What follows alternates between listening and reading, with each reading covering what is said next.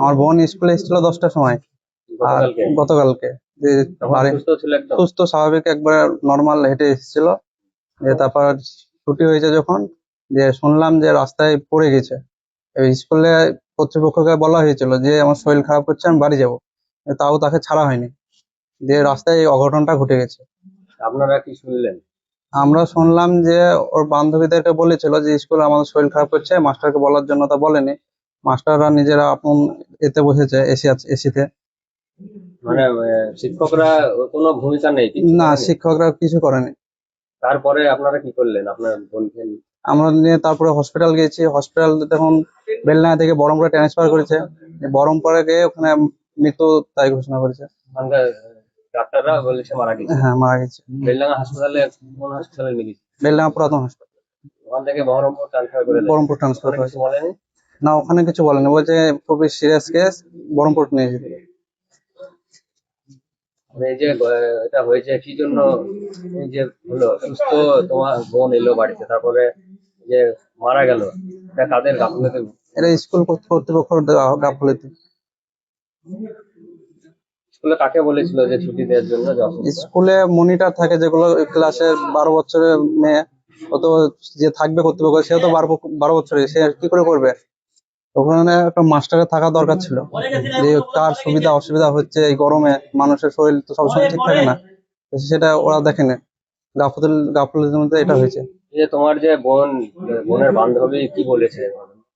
ও বলেছে যে ওর 7 পিরিয়ড হয়েছে, আবার 8 পিরিয়ডের সময় এটা হয়েছে, তখন বলা হয়েছে শরীরে অসুস্থতা, তো এটা বলেনি, তার জন্য হয়েছে এটা। তারপরে স্কুল ছুটি হওয়ার পরে ওরা বেরোতে পেরেছে?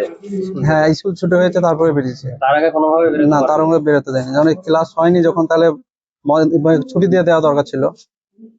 চাইছো এখন? আমরা চাইছি যেন এরকম আর কারো বোন এরকম যেন অসুবিধাটা যেন ইয়ে হয় না পড়ে। মানে যখন পিরিয়ড হবে না, একটা মাস্টার যেন থাকে দায়িত্বে, দেখে যে কার অসুবিধা হচ্ছে সুবিধা হচ্ছে, সেগুলো একটা বড় মানুষ মাস্টার না থাকলে বুঝতে পারবে না। কি নাম তোমার? আমার নাম সুজন মন্ডল। বোনের নাম কি? সুনন্দা মন্ডল। 7-এ ভর্তি, কুমারপুর ভোলানাথ হাই স্কুল। কি ঘটনা ঘটেছে এই কুমারপুর স্কুলে?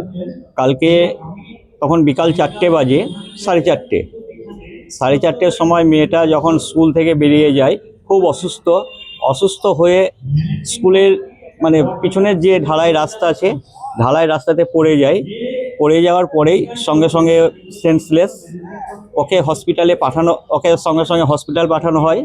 কিন্তু এই ঘটনাটা কালকে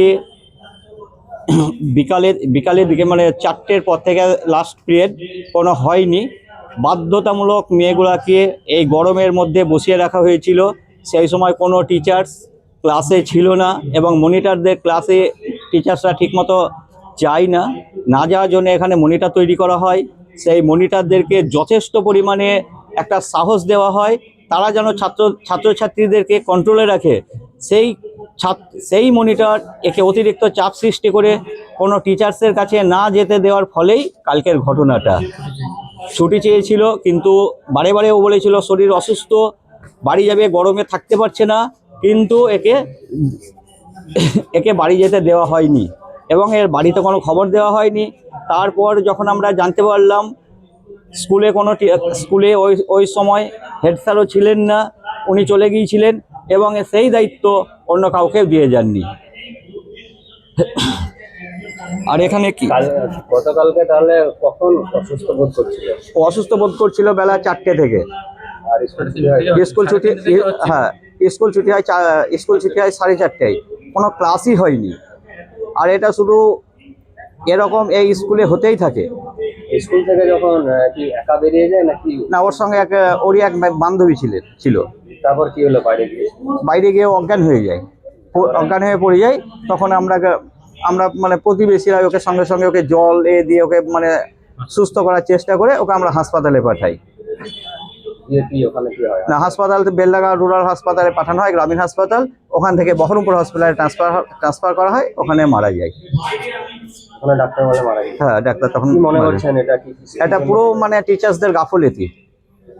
যদি টিচার্সদের গাফলতি মানে না থাকতো, স্কুলে যথেষ্ট ফ্যানের ব্যবস্থা থাকতো, কিন্তু স্কুলে ফ্যান আছে কিন্তু ফ্যান চলে না যথেষ্ট। এখানে 200-র উপর এক একটা ক্লাসে 200-র উপর ছাত্রছাত্রী, কিন্তু ফ্যানের সংখ্যা হচ্ছে 4টে 6টা। কোনো সিলিং ফ্যান আছে, সিলিং ফ্যান চলে না, ওয়াল ফ্যানের কোনো ব্যবস্থা নেই। অথচ এখানে প্রত্যেক ছাত্রছাত্রীর কাছ থেকে প্রতি বছর 360 টাকা হিসাবে নেওয়া হয়। ডেভেলপমেন্ট ফিজ, ইলেকট্রিক ফিজ আলাদা নেওয়া হয়। সে সমস্ত টাকায় স্কুলের মানে ফ্যানের ব্যবস্থাই করা হয় না। আর যেটুকু যদিও থাকে তার যথেষ্ট মানে সেটাকে মানে কি বলবো সুস্থভাবে সেটা ব্যবহার করা হয় না। হয়তো ইলেকট্রিক যে একটা ফ্যান চলেই যাচ্ছে সেটাকে অফ করা হয় না। মানে জল, ম্যাক্সিমাম জলের ব্যবস্থা, হয়তো ট্যাপ আছে, স্কুলের সম্পূর্ণ অব্যবস্থা। সম্পূর্ণ মানে অরাজকতা যেটা বলছে। ছাত্রীর নাম কি? সুনন্দা মণ্ডল, কোন ক্লাসে পড়ছে? ক্লাস 7। এখন কি চাইছেন? এখন চাইছি, এটা তো খুব মর্মান্তিক ঘটনা ঘটে গেল, হয়তো এটার আর কিছু আমাদের করার থাকবে না, পরবর্তী যেন না এই জিনিসটা না ঘটে।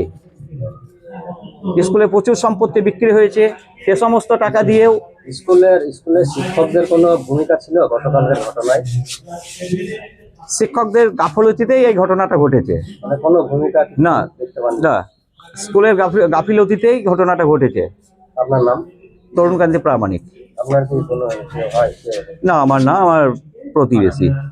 আপনার কেউ পড়ে এখানে স্কুলে? হ্যাঁ, আমার ছেলে পড়ে। ছেলে পড়ে? হ্যাঁ, ক্লাস 9।